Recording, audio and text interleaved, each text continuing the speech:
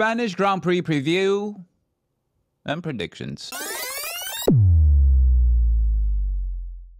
트리플 헤더의 마지막 그랑프리는 페르난도 알론소의 나라 그리고 카를로스 사인츠의 나라인 스페인에서 진행됩니다. 바르셀로나 카탈루니아 서킷의 길이는 4.657km이며 패스트 코너와 슬로우 코너 그리고 그 코너들을 이어주는 직선 구간 등 다양한 구성으로 트랙이 이루어져 있어 2020년까지는 F1 팀들이 프리시즌 테스팅을 진행했던 곳으로도 유명합니다. 91년부터 스페니쉬 그랑프리를 개최한 만큼 바르셀로나 서킷은 다양한 역사를 가지고 있는 서킷이기도 합니다. 대표적으로는 91년 당시 윌리엄 소속의 나이젤 만셀과 맥라렌의 에르튼 세나가 메인 스트레이트에서 휠 투 휠로 경쟁하는 명장면을 보여줬고, 조금 더 거슬러 올라가 2016년엔 현재는 우승이 더 익숙한 맥스 버스타펜이 레드불 데뷔전에서 F1 역사상 최연소 우승자라는 기록을 세운 곳이기도 하죠. 하지만 안타깝게도 이 F1에서 가장 인기 있는 서킷 중 하나로 꼽히는 바르셀로나 서킷이 올해를 마지막으로 F1과 작별을 합니다. 그리고 내년 2026년부터 스페인 그랑프리는 바르셀로나 카탈루니아 서킷이 아닌 마드리드에서 개최될 예정이라고 합니다. 마드링이라고도 불리는 이 서킷은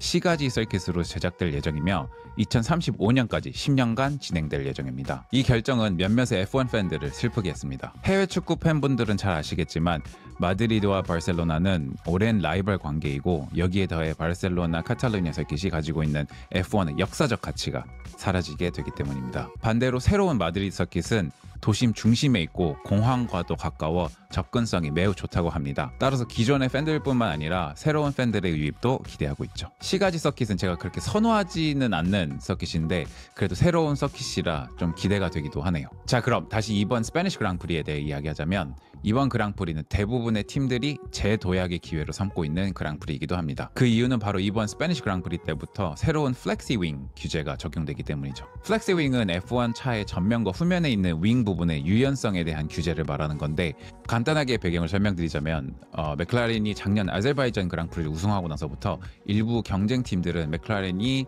규정에 걸리지 않게끔 윙을 설계해 평상시에는 티가 나지 않지만 고속주행을 할 때는 공기 저항을 줄이는 트릭을 통해 DRS와 유사한 효과, 즉 미니 DRS 효과를 얻었다고 주장하며 이의를 제기했습니다. 또한 레드불은 맥라렌과 머세디스의 프론트 윙에 대해서도 이의를 제기한 적이 있죠. FIA는 2025 시즌 초반 이와 관련해 리어 윙과 프론트 윙의 유연성에 대한 규제를 강화해 프론트 윙의 허용 범위를 기존 15mm에서 10mm로 줄이고 리어 윙 또한 엄격하게 테스트할 것이라고 말했습니다. 그리고 이 새로운 규정이 바로 이번 스페니쉬 그랑프리 때부터 적용됩니다. 결국 저희가 직접 스페니쉬 그랑프리를 보긴 해야겠지만 이번 규제 강화는 팀들 간의 성능 격차에 영향을 미칠 가능성도 있습니다. 특히 전면 윙의 유연성 규제 강화는 일부 팀에게는 유리하게, 또 일부 팀에게는 불리하게 적용될 수 있죠. 페라리와 레드불의 경우 비교적 보수적으로 윙을 설계한 팀이기 때문에 새로운 규정에 큰 영향을 받지 않을 것으로 보이며, 만약 경쟁팀들이 성능 저하를 겪을 경우 상대적으로 유리한 위치를 점할 수도 있을 것 같습니다. 페라리의 감독 프레드 윌슨은 이번 규제가 F1 챔피언십의 게임 체인저가 될 수도 있을 것 같다고 말했죠. 반대로 맥라렌과 머세디스는 플렉시 윙 기술을 적극적으로 활용해 성능을 극대화했던 팀으로 잘 알려져 있어 이에 따른 성능 저하를 볼 수도 있을 것 같습니다. 하지만 맥라렌의 감독 안드레아 스텔라는 자신들의 차가 강한 이유는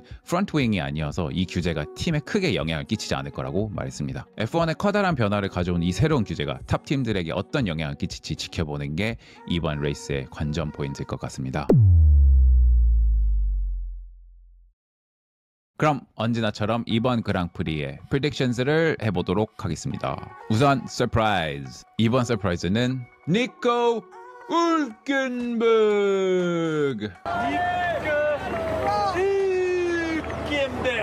가 포인트를 딴다입니다. 킥사버가 현재 최하위에 위치한 팀은 맞아요. 정말 느린 차로 달리고는 있는데, 니코가 작년 스페니쉬 그랑프리 때 하스 소속이긴 했지만 당시에 P13에서 시작해 P11으로 들어오는 모습도 보여줬고, 최근 그랑프리에서도 보면 퀄리티 Q2에 안착하는 경우가 많아져서 점점 폼이 올라오고 있지 않나 생각합니다. 그래서 이번 그랑프리 때는 탑 10에 들어갈 수 있지 않을까라는 기대를 해보고 있습니다. 그럼 플롭은 조지 러셀.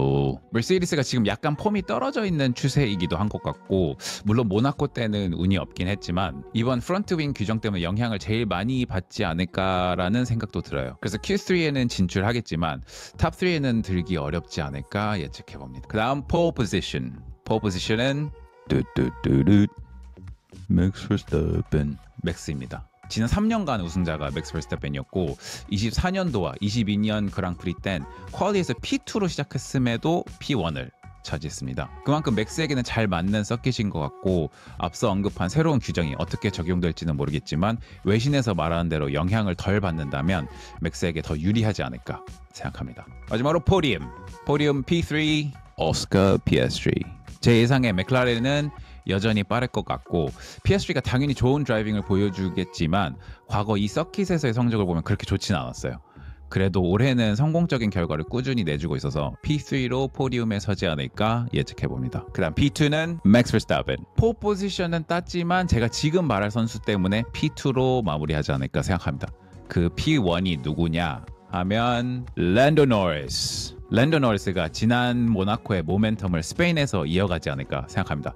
한번 불이 붙었는데 이 기회에 확실히 챔피언십을 리드하겠다는 각오로 달려보지 않을까 예상해보고 있습니다. 지금 드라이버 챔피언십 보면 탑3는 정말 누가 리드해도 이상하지 않을 정도로 점수 격차가 나지 않아요. 너무 흥미진진해지고 있는 이번 시즌인데 랜도 노리스가 자신감을 갖고 다시 한번 좋은 모습을 보여주면 좋겠네요. 만약 여기서 또 좋은 결과를 못 내면 또 자기 탓하고 슬럼프에 빠지지 않을까 생각이 듭니다. 바르셀로나 서킷에서 마지막으로 치러지는 스페니쉬 그랑프리.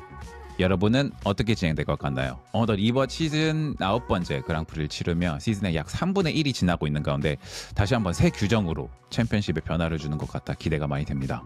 그럼 여러분도 이번 스페니쉬 그랑프리 재밌게 보시고 다음 그랑프리 리뷰 때 뵙도록 하겠습니다. 바이.